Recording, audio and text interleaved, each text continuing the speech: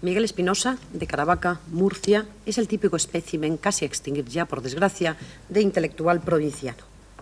La compleja personalidad de Espinosa comparece por primera vez en el mundo de las letras con Las grandes etapas de la historia americana, publicada en 1957 por Revista de Occidente, con un prólogo de don Enrique Tierno Galván. Según tengo entendido, estas grandes etapas tenía otro título inicial. ¿Por qué cambió de nombre? En principio se llamaba, y fue escrita con este sentido, Reflexiones sobre Norteamérica, a fin de que fuera un libro que perdurara y no un libro efímero, como el libro que puede escribir un profesor sobre un determinado tema y que luego es sustituido por el libro que escribe otro profesor. Pero el editor, por condiciones y caracteres típicamente editoriales, determinó cambiar el título. Estas grandes etapas estaban presididas en su portada por un búho, o acaso la lechuza, el ave de Atenea. El búho era el búho de Revista Occidente. Otro búho corona la portada de Escuela de Mandarines, publicada en 1974 y que ese mismo año obtuvo el premio Ciudad de Barcelona. Y la última, por el momento, publicación de Miguel Espinosa es esta Tríbada falsaria que nos ha traído a encuentros al escritor murciano de la mano de la actualidad. Miguel Espinosa, dejando de lado estas etapas de la historia americana, que son más bien ensayo, vamos a hablar de tu obra creativa. Tu primera novela, Escuela de Mandarines, si es que novela es calificación que le cuadre, cosa que se discutió en su momento, nació, al parecer, tras 18 años de elaboración, maduración, cortes, recortes, ampliaciones. ¿Por qué ese largo parto? En realidad no fue la obra escrita en 18 años, sino que fue el resultado de 18 años de escribir. Entonces yo en aquella etapa juvenil, todo lo que se me ocurría, todas las interpretaciones que tenía del mundo, las fui vertiendo en estos moldes que encontré en un principio y fui aumentándolo, de manera que la obra fue creciendo, pero de una manera, como si dijéramos, espontánea, como la vida misma. Así es que no fue escrita en 18 años, repito, sino el resultado de 18 años de escribir y de meditar. Que no sé si no viene a ser lo mismo el resultado de 18 años de escritura que van, también podríamos decir que el cántico de don Jorge Guillén es el resultado de muchos años también de engrosar un texto. ¿Qué es exactamente Escuela de Mandarines? La crítica, que se mostró elogiosísima en el momento de su aparición, hablaba de cosmología, de alegoría política, de ficción filosófico-satírica. Se mencionó a cuenta del libro El Quijote, el Criticón. ¿Qué es la escuela para su creador? Es muy difícil de expresarlo. Son todas esas cosas y ninguna de ellas, y más que esas cosas, es la manifestación, la mostración del macrocosmos como concupiscencia de los ojos y concupiscencia de la vida o soberbia de la vida en cuanto macrocosmos, es decir, en cuanto a la totalidad de una comunidad y de una sociedad. Entonces aquí es la mostración, la revelación de toda una comunidad y de toda una cultura. Por consiguiente puede ser todo eso, puede ser también una novela épica, un tratado de filosofía, unas ideologías sobre el arte, una mostración de ética, de moral, etcétera. En su momento se habló que la feliz gobernación, que era el nombre del estado imaginario en el que se desarrollaba la historia, era la España franquista. ¿Qué dice Miguel Espinosa a esto? La España franquista fue, como si dijéramos, la espoleta que produjo la explosión de esta obra, pero esta obra desde el primer momento quiso trascender el hecho de la España franquista y partiendo de ahí hacer esta mostración de la concupiscencia de los ojos y de la soberbia de la vida, que es el mundo mismo en cuanto a comunidad, en cuanto a macrocosmos. Yo no hubiera querido hacer simplemente una crítica de la España franquista porque hubiera quedado en un panfleto. Quise superar el panfleto y a partir de ahí hacer una obra absolutamente universal.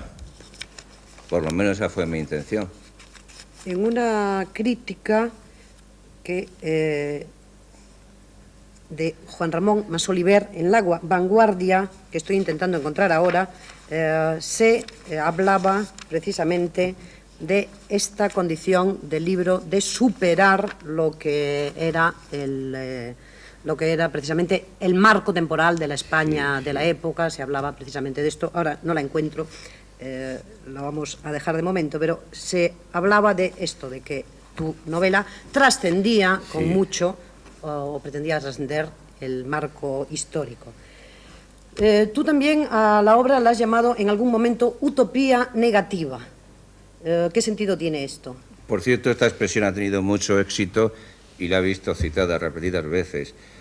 Así como una utopía muestra el deber ser, lo que se pretende que sea el mundo, la utopía que dijéramos positiva, en una utopía negativa sería la mostración de lo que no debe ser, es decir, en negativo. Claro, al mostrar lo que no debe ser, aparece por contraposición dialéctica lo que debe ser. Entonces, Escuela de Mandarines muestro una comunidad que representa lo que no debe ser, y por eso lo llamo utopía negativa. Vamos a hablar un poco, porque me temo que estamos dando vueltas en el vacío, porque tú y yo conocemos Escuela de Mandarines, pero no quizá el resto de la gente.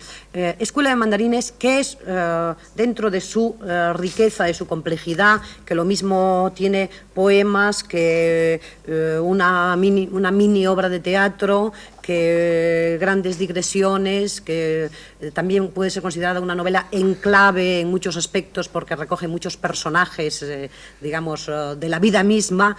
Pero ¿cuál es la estructura de la novela? ¿Qué es lo que narra la novela, digamos, la línea argumental? Sí, pues la novela narra la aparición de un hombre que protesta y que está contra la sociedad. ¿Que es el eremita? Que es el eremita. Y este hombre se cree llamado por unos demiurgos a cambiar las cosas, abandona su aldea y camina hacia esa sociedad. Apenas llega, pasa la frontera, es detenido y es conducido a la capital, a la ciudad. Entonces, la narración de este viaje muestra la sociedad misma, que va apareciendo poco a poco, igual que si entramos en un país y nos vamos enterando primero al ver la estación de ferrocarril, luego al ver un vendedor, etcétera, nos vamos enterando poco a poco del país. Entonces, este eremita va enterándose de lo que es la feliz gobernación a través de este largo viaje que acaba en la ciudad. La novela no se cierra como la vida misma, se corta, es decir, no concluye. Podía haber durado, si tiene ahora 700 páginas, podía tener 2.000, 5.000, porque la buena obra literaria es como la vida, que se corta, pero nunca se cierra. Hablábamos antes de los personajes, digamos, en clave. Entonces, está llena la novela de ellos. Hay algunos que volveremos también a ver en la tríbada falsaria. Y hablamos también de una crítica elogiosísima. Tratándose de una primera novela, y a pesar de la apoyatura del Premio Ciudad de Barcelona, que en cierta manera lo respaldaba, ver comparecer, ocupándose de tu obra, a José Luis López Aranguren, a don Enrique Tierno Galván, a Antonio Tobar, Rafael Conte, Ramón Masoliver, Joaquín Marco y un nutrido etcétera, no es peccata minuta. Destacaban, entre otros méritos, la potencia fabuladora, la imaginación y el lenguaje. Con toda esta lluvia de elogios, ¿no te dio un poco de miedo convertirte en un mandarín más? No, porque yo sabía que no tenía... yo no tenía la seriedad ni las condiciones, ni el carácter, ni el talante, ni la capacidad para ser mandarín, y sería siempre un hombre discriminado y marginado. Nunca temí ser mandarín porque no supe serlo. Esta tríbada falsaria, tu último libro, novela o relato o teología tractatus. La portada promete lo que el texto no da, pese a las reiteradas alusiones y descripciones obscenas. Hay en el libro una total falta de sensualidad. ¿Puede deberse ello acaso al uso que tú haces de las palabras, al abandono del código verbal habitual en favor de otras palabras que inventas o tomas del habla de tu entorno? Por ejemplo, la palabra lesbiana, que sería la normal para describir la peripecia, no aparece por ninguna parte. Bueno, respecto a esto último que dice de que no aparece la palabra lesbiana, es que ha sido sistemáticamente rehusada, porque así como la palabra rosa, dijéramos en algún modo que es ontológica, que la palabra rosa es la rosa misma, la palabra lesbiana no representa la homófila misma. Se ha acogido ahora partiendo de una historia de la isla de Lesbos, de Safo, de las lesbianas. Entonces es una palabra referencial, no atrapa la cosa. Imitando a Heidegger, dijéramos que la palabra lesbiana no es la casa de la lesbiana.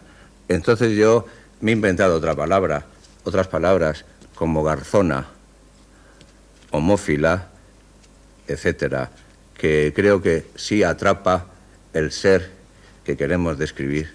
¿Has inventado también otros verbos o has aplicado otros verbos a esta acción, como fricar o succionar? O sea, sin embargo, insisto que, aunque aparentemente esto sería pues pornográfico, en realidad es una novela absolutamente limpia en este aspecto. No, es que no se trata de una historia de lesbianas, sino de describir el pasmo que produce en un amante desdeñado el que su amante se haga lesbiana. A partir de este pasmo, el amante procesa a la lesbiana y, en una especie de espiral, ayudado por Juana, que es otro personaje, acaban por procesar el mundo mismo. Y por eso se llama tratado de teología, porque en este sentido yo uso la palabra teología como lo usaban los medievales. Por ejemplo, en Ockham, sí, al hacer una metafísica, una cosmología, le llamaba también teología tractatus, es decir, un procesamiento general del mundo, que es lo que es la tríbada falsaria, partiendo de un hecho evidentemente trivial, es la tríbada falsaria. Por consiguiente, es un tratado de teología, y la sensualidad no tiene por qué estar, porque no es un libro erótico. No, lo que pasa es que la portada podía llamar a engaño a alguien que al comprarlo solamente por la portada hubiera arrojado el libro al encontrarse con esa riqueza verbal, con ese juego constante con el lenguaje. Sí. Yo diría que si en los mandarines narro el pasmo que produce el análisis del macrocosmos, es decir, de toda una comunidad, en la tríbada falsaria narro el pasmo que produce el análisis del microcosmos, de una conciencia que es la de Damiana, protagonista de la tríbada falsaria. Y si en los mandarines narré, según dijo, me parece Enrique Tierno, lo insólito de lo cotidiano en cuanto a macrocosmos, en la tríbada falsaria he querido narrar lo pasmoso de lo cotidiano en cuanto conciencia subjetiva, en cuanto microcosmos. Pero también dijo Enrique Tierno en la presentación de la tríbada, si no recuerdo mal, que era una obra fuera de lugar, o sea, que difícilmente situable en el tiempo. Yo ahí disiento, yo creo que es perfectamente situable, en el lugar. Creo que es perfectamente situable en Murcia o una ciudad muy similar, por los datos de lo cotidiano que das. Bueno, Tierno dice que no se sitúa en un lugar determinado, pero que se puede situar en cualquier lugar. Es decir, que no es la novela tipo Balzac, que habla de la ciudad de Alençon o de la ciudad de Tours, sino que aquí sí se puede situar en Murcia y se puede situar en Valencia, en Málaga, en Soria, en León, etcétera. Y de hecho en Murcia levantó, si no estoy mal informada, cierta polvareda porque hasta incluso en las librerías se repartían panfletillos acusando a la novela y pretendiendo desvelar los personajes. Eso al menos me informaron de Murcia. Sí, esto sucedió en Murcia porque, definido de una manera peyorativa, lo provinciano consiste en creer que aquello es el mundo. La historia que narras es una historia superintelectualizada. La acción, como decías, no avanza en absoluto. Conocido el núcleo de la historia, que es la misma historia, para entendernos, de Woody Allen en Manhattan, que su mujer lo abandona por una amiga, estamos ante un comentario, un escolio sin fin en torno a él. Yo es que he pretendido hacer de la tríada falsaria un mito. Dicho en otras palabras, he querido que los personajes, Damiana y Lucía, lleguen a ser mito. Entiendo por mito la reiteración en la conciencia de un objeto o de un suceso. Alguien ha dicho que un mito es el resultado de todas sus interpretaciones. Y esto es tan cierto que una sola interpretación del mito es mucho menor que el mito. Por ejemplo, una interpretación del Quijote es inferior al Quijote. Una interpretación de Hamlet es inferior a Hamlet, etc. Por eso el mito se escribe siempre en lenguaje simbólico. Cada entendimiento que hacemos de una frase escrita en lenguaje simbólico, que por ejemplo en este lenguaje está escrita toda la tragedia griega y la Biblia, es inferior a la frase mismo. La frase dice más que todas sus interpretaciones. La tríada falsaria por esto es un palimpsesto, es decir, un escrito sobre el que se han superpuesto otros escritos. Primero, el autor, en 30 páginas, narra unos hechos. Después viene un personaje, el personaje principal y esencial, Juana, y sobre esa narración, a su vez, narra. Otros personajes menores vuelven a narrar. Y así se va formando la textura del libro, constituida no por la opinión del autor, omnisciente, que sería una opinión trivial y elemental, sino por la opinión de todos los personajes. Y al final, para que el mito se enriquezca y se engrandezca, hay comentaristas de la misma tríada falsaria, y mi deseo total sería que surgieran más comentaristas e imitadores, de forma que yo llegara a ser un autor anónimo. Reaparecen en la tríada viejos personajes que ya conocíamos de Escuela de Mandarines. Juana, sobre todo, la autora de las cartas escoliastas o comentadoras, se identifica en la página 151 con Acenaya Parcenos, la alta, la magnífica, todo de el amor del eremita, el amor de muchos personajes de Escuela de Mandarines. Dice, soy tu Juana y tu Acenaya Parcenos. A su vez, Acenaya Parcenos es identificada en Escuela, por cierto, en oposición a una tal Lucerna, con Mercedes, hija de Teodosio Rodríguez, nacida en el Valle de Tabladillo. La tal Mercedes Rodríguez aparece también en la ficción de la tríada como amiga de Miguel Espinosa. Y, para colmo del retorcimiento, el copyright de esta novela no viene acreditado al autor, como es usual, sino a Mercedes Rodríguez. ¿A qué viene este galimatías? ¿La realidad se entremezcla en tus ficciones? Es que Mercedes Rodríguez es real y es un verdadero autor escondido, tan escondido que no quiere escribir como Sócrates. Entonces, yo aprovecho lo que ella no escribe y que me lo comunica, y en realidad escribo lo que ella dice. Un poco fuerte me parece esto. Por eso, fabulas. Gran parte de la tríada falsaria está escrita con aportaciones de Mercedes, y por eso he tenido la obligación casi jurídica de poner el copyright. Me parece, Miguel Espinosa, que estás jugando a fingir un personaje y otro personaje y otro personaje en un juego de espejos muy interesante, por otra parte. Y Mercedes tan real como Lucerna, que por otro nombre se llamaba Tereto.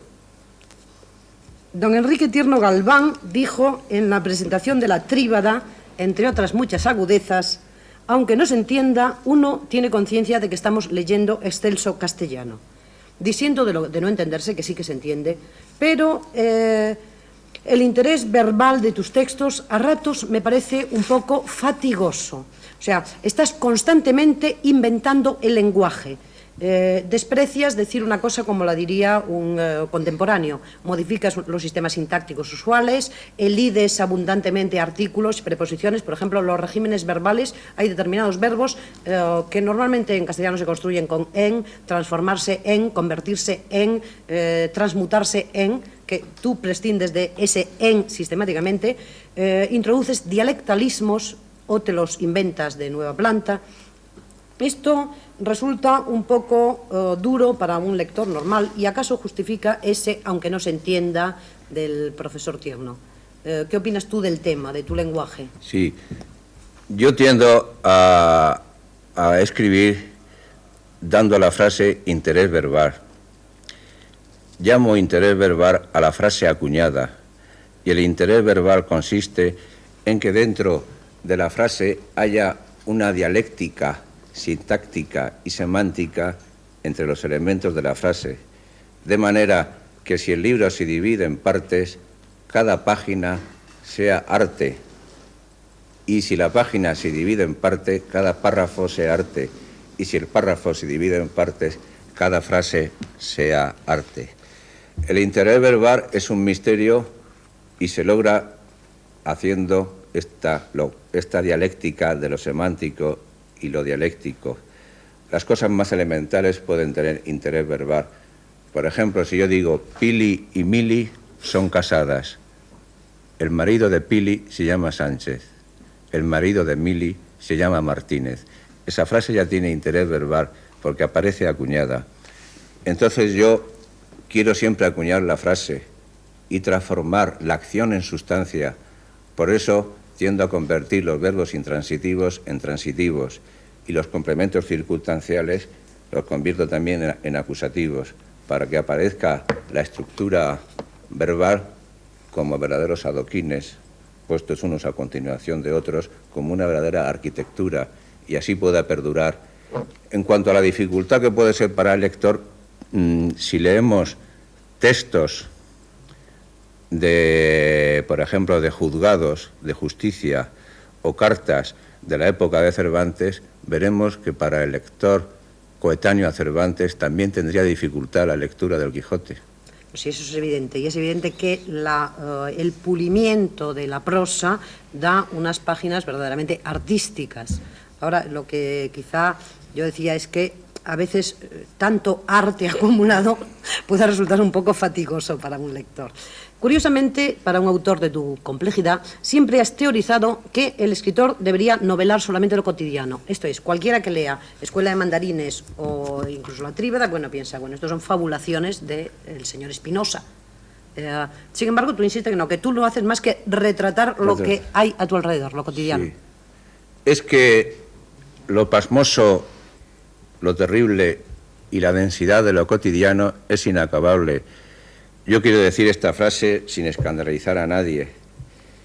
Es terrible la bomba de Hiroshima, son terribles los campos de concentración nazi, pero más terrible y más denso es la relación cotidiana entre dos personas. Es más pasmoso, más inacabable, más inabarcable y más angustioso. Entonces, el escritor debe penetrar ahí constantemente en lo cotidiano y demostrar que lo cotidiano, lo efímero, lo que parece vulgar, puede ser pasmoso, puede ser terrible, puede ser angustioso o puede ser glorioso. Me parece que esta es la labor del escritor. ¿Qué es esa escuela de Murcia que menciona Aranguren en la crítica que ha hecho a la Tríbada Falsaria? ¿Existe la escuela de Murcia como la comuna zamorana de Agustín García Calvo? ¿Es una entelequia, una ficción de Aranguren, una ficción de Miguel Espinosa? Sí, no, es una realidad constituida, aunque no instituida, como todas estas cosas, y en verdad está formada por ahora por dos personas, José López Martí y yo. José López Martí es uno de estos antónimos, homónimos, eso, aparece. ¿O existe de verdad también? No, existe realmente.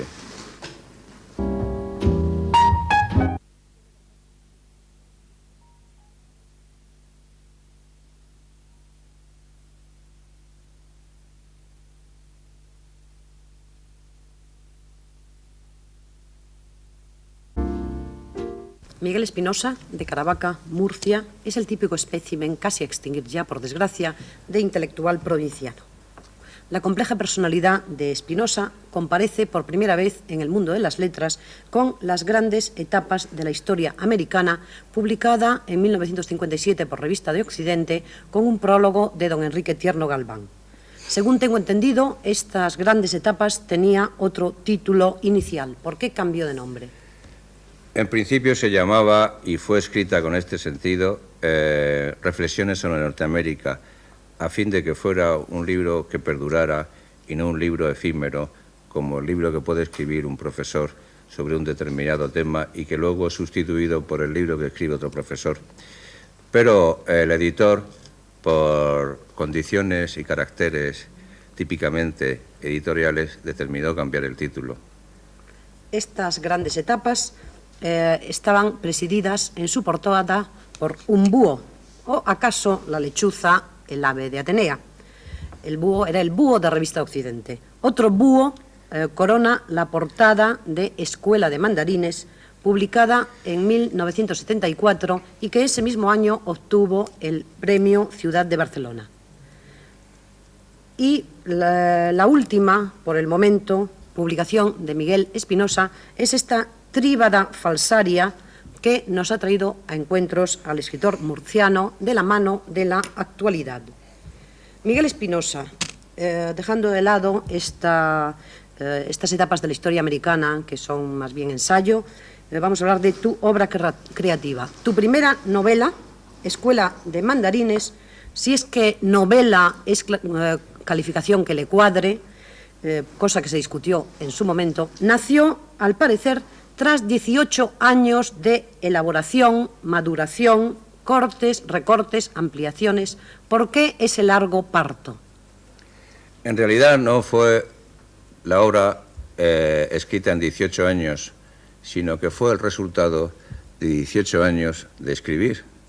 Entonces yo en aquella etapa juvenil, todo lo que se me ocurría, todas las interpretaciones que tenía del mundo, las fui vertiendo en estos moldes que encontré en un principio y fui aumentándolo, de manera que la obra fue creciendo, pero de una manera, como si dijéramos, espontánea, como la vida misma. Así es que no fue escrita en 18 años, repito, sino el resultado de 18 años de escribir y de meditar. Que no sé si no viene a ser lo mismo el resultado de 18 años de escritura que van, también podríamos decir que el cántico de don Jorge Guillén es el resultado de muchos años también de engrosar un texto. Es que es exactamente Escuela de Mandarines. La crítica, que se mostró elogiosísima en el momento de su aparición, hablaba de cosmología, de alegoría política, de ficción filosófico-satírica. Se mencionó a cuenta del libro El Quijote, el Criticón. ¿Qué es la escuela para su creador? Es muy difícil de expresarlo. Son todas esas cosas y ninguna de ellas, y más que esas cosas, es la manifestación, la mostración del macrocosmos como concupiscencia de los ojos y concupiscencia de la vida, o soberbia de la vida, en cuanto macrocosmos, es decir, en cuanto a la totalidad de una comunidad y de una sociedad. Entonces aquí es la mostración, la revelación de toda una comunidad y de toda una cultura. Por consiguiente puede ser todo eso, puede ser también una novela épica, un tratado de filosofía, unas ideologías sobre el arte, una mostración de ética, de moral, etcétera. En su momento se habló que la feliz gobernación, que era el nombre del estado imaginario en el que se desarrollaba la historia, era la España franquista. ¿Qué dice Miguel Espinosa a esto?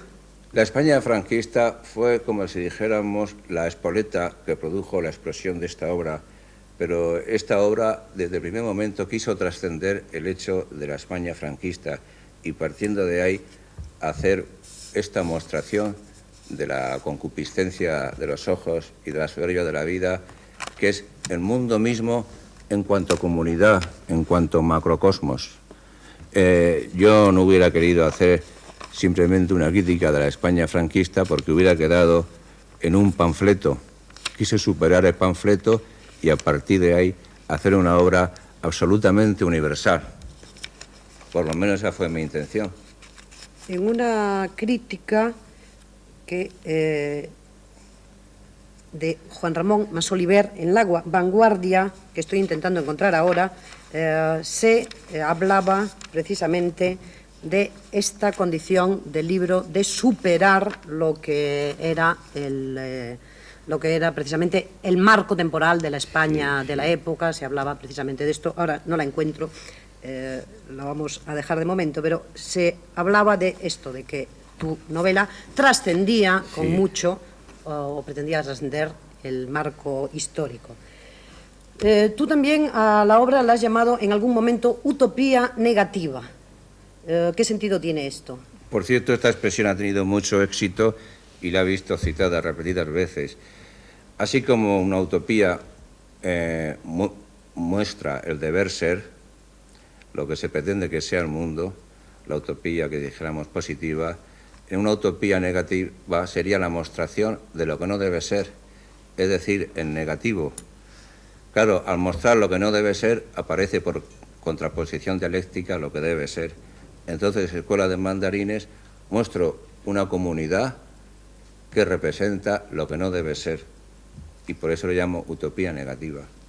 Vamos a hablar un poco, porque me temo que estamos dando vueltas en el vacío, porque tú y yo conocemos Escuela de Mandarines, pero no quizá el resto de la gente. Escuela de Mandarines, que es dentro de su riqueza, de su complejidad, que lo mismo tiene poemas que una mini obra de teatro, que grandes digresiones, que también puede ser considerada una novela en clave en muchos aspectos porque recoge muchos personajes, digamos, de la vida misma.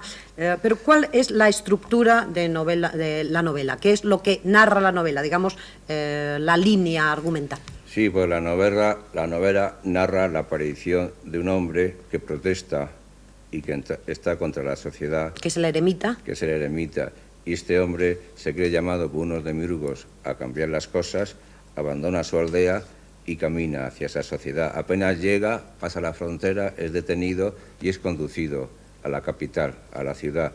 Entonces, la narración de este viaje muestra la sociedad misma, que va apareciendo poco a poco, igual que si entramos en un país y nos vamos enterando primero al ver la estación de ferrocarril, luego al ver un vendedor, etcétera, nos vamos enterando poco a poco del país. Entonces, este eremita va enterándose de lo que es la feliz gobernación a través de este largo viaje que acaba en la ciudad. La novela no se cierra como la vida misma, se corta, es decir, no concluye. Podía haber durado, si tiene ahora 700 páginas, podía tener 2.000, 5.000, porque la buena obra literaria es como la vida, que se corta, pero nunca se cierra. Hablábamos antes de los personajes, digamos, en clave. Entonces, está llena la novela de ellos. Hay algunos que volveremos también a ver en la tríbada falsaria. Y hablamos también de una crítica elogiosísima. Tratándose de una primera novela, y a pesar de la apoyatura del Premio Ciudad de Barcelona, que en cierta manera lo respaldaba, ver comparecer, ocupándose de tu obra, a José Luis López Aranguren, a don Enrique Tierno Galván, a Antonio Tobar, Rafael Conte, Ramón Masoliver, Joaquín Marco y un nutrido etcétera, no es peccata minuta. Destacaban, entre otros méritos, la potencia fabuladora, la imaginación y el lenguaje. Con toda esta lluvia de elogios, ¿no te dio un poco de miedo convertirte en un mandarín más? No, porque yo sabía que no tenía... yo no tenía la seriedad ni las condiciones, ni el carácter, ni el talante, ni la capacidad para ser mandarín, y sería siempre un hombre discriminado y marginado. Nunca temí ser mandarín porque no supe serlo. Esta tríbada falsaria, tu último libro, novela o relato o teología tractatus. La portada promete lo que el texto no da, pese a las reiteradas alusiones y descripciones obscenas. Hay en el libro una total falta de sensualidad. ¿Puede deberse ello acaso al uso que tú haces de las palabras, al abandono del código verbal habitual en favor de otras palabras que inventas o tomas del habla de tu entorno? Por ejemplo, la palabra lesbiana, que sería la normal para describir la peripecia, no aparece por ninguna parte. Bueno, respecto a esto último que dice de que no aparece la palabra lesbiana, es que ha sido sistemáticamente rehusada, porque así como la palabra rosa, dijéramos en algún modo que es ontológica, que la palabra rosa es la rosa misma, la palabra lesbiana no representa la homófila misma. Se ha acogido ahora partiendo de una historia de la isla de Lesbos, de Safo, de las lesbianas. Entonces es una palabra referencial, no atrapa la cosa. Imitando a Heidegger, dijéramos que la palabra lesbiana no es la casa de la lesbiana. Entonces yo me he inventado otras palabras como garzona, homófila, etcétera, que creo que sí atrapa el ser que queremos describir.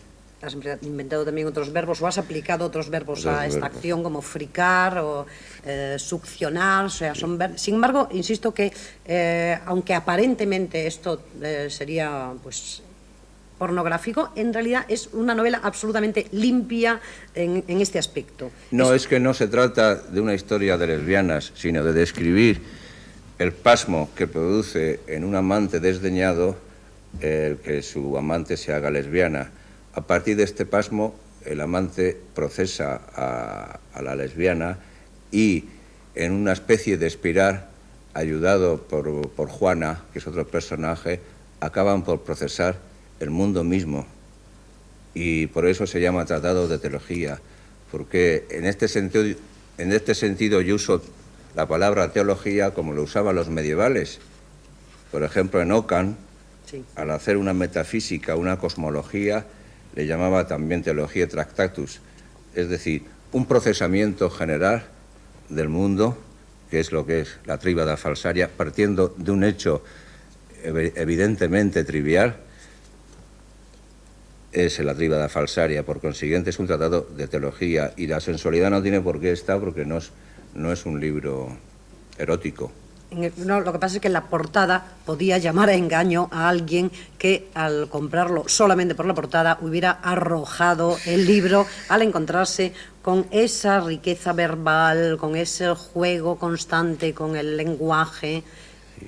Yo diría que si en los mandarines narro el pasmo que produce el análisis del macrocosmos, es decir, de toda una comunidad, en la tríbada falsaria narro el pasmo que produce el análisis del microcosmos, de una conciencia que es la de Damiana, protagonista de la tríbada falsaria. Y si en los mandarines narré, según dijo, me parece Enrique Tierno, lo insólito de lo cotidiano en cuanto a macrocosmos, en la tríbada falsaria he querido narrar lo pasmoso de lo cotidiano en cuanto conciencia subjetiva, en cuanto microcosmos.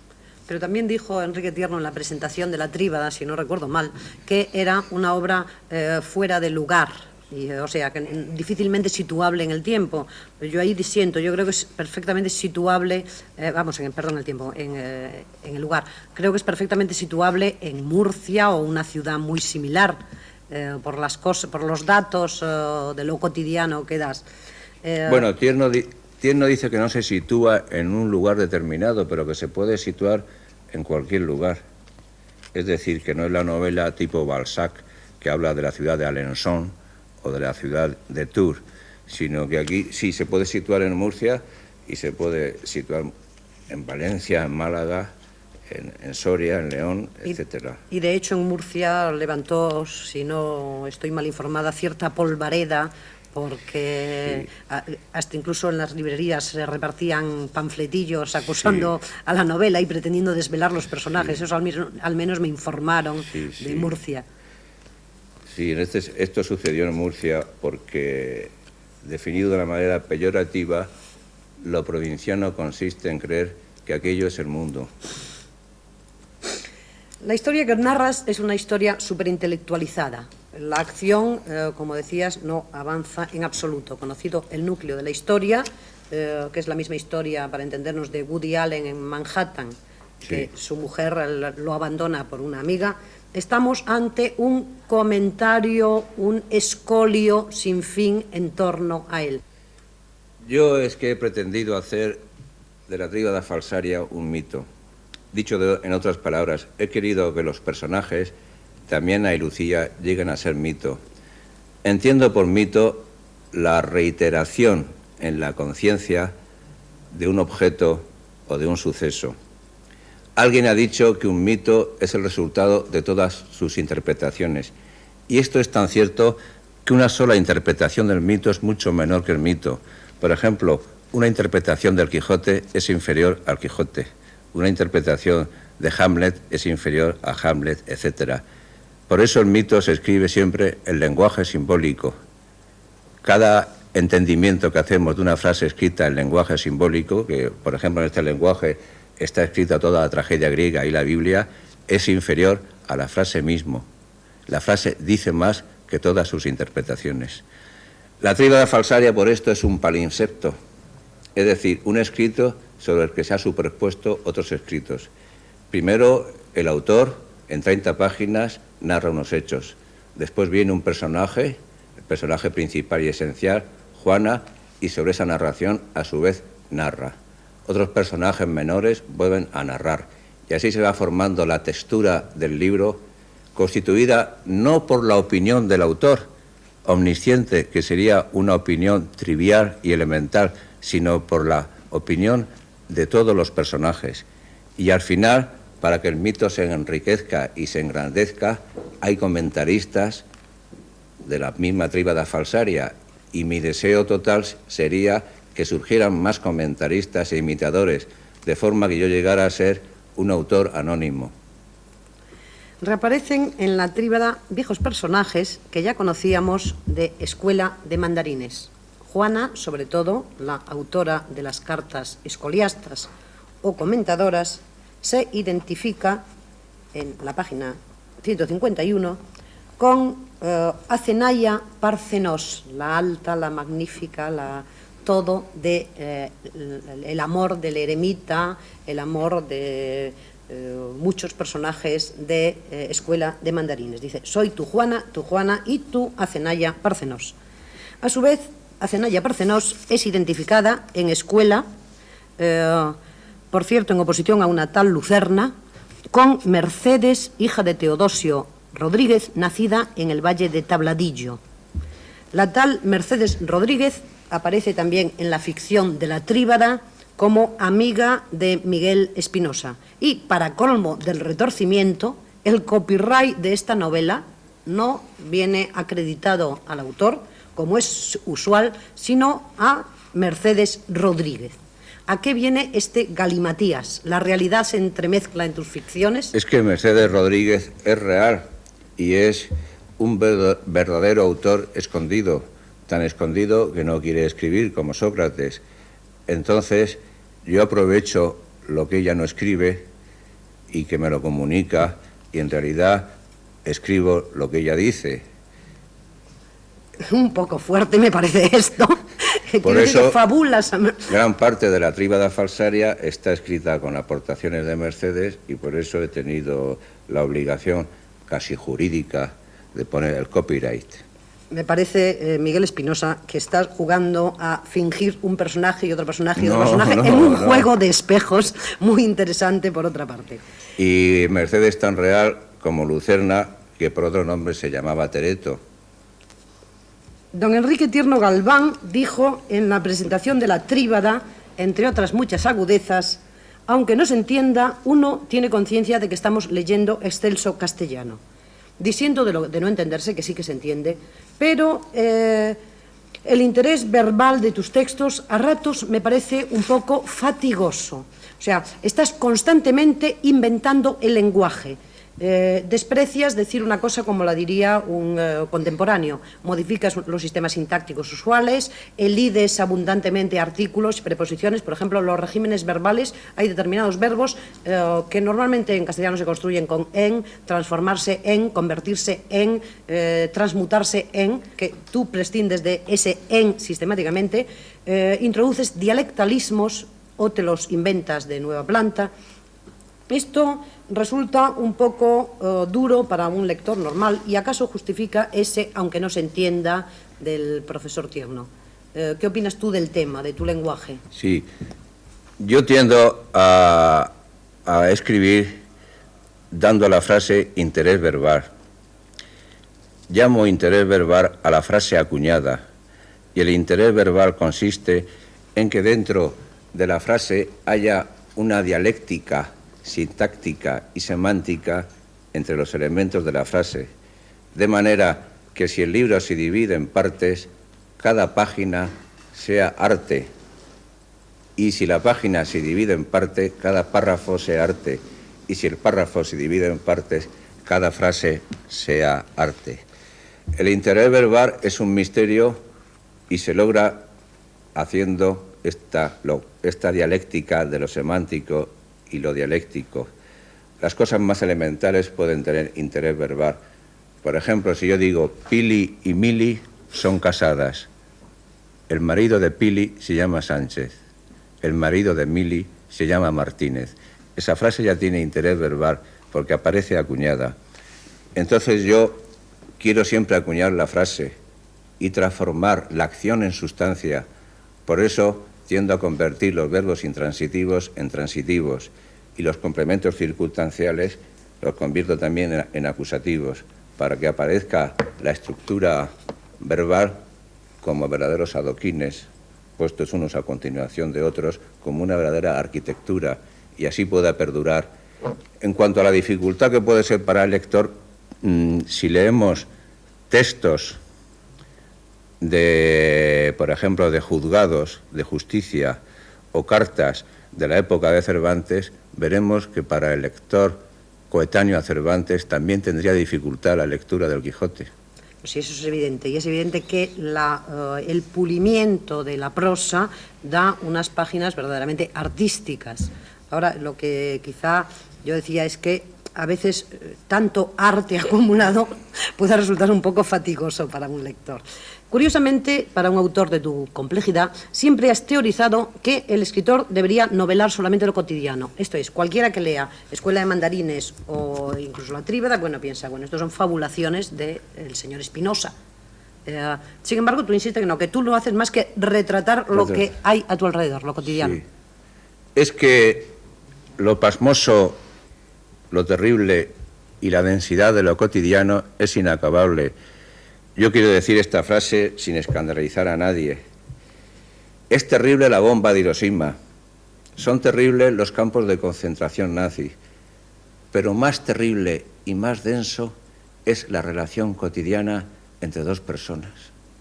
Es más pasmoso, más inacabable, más inabarcable y más angustioso. Entonces, el escritor debe penetrar ahí constantemente en lo cotidiano y demostrar que lo cotidiano, lo efímero, lo que parece vulgar, puede ser pasmoso, puede ser terrible, puede ser angustioso o puede ser glorioso. Me parece que esta es la labor del escritor. ¿Qué es esa escuela de Murcia que menciona Aranguren en la crítica que ha hecho a la Tríada Falsaria? ¿Existe la escuela de Murcia o como la comuna zamorana de Agustín García Calvo?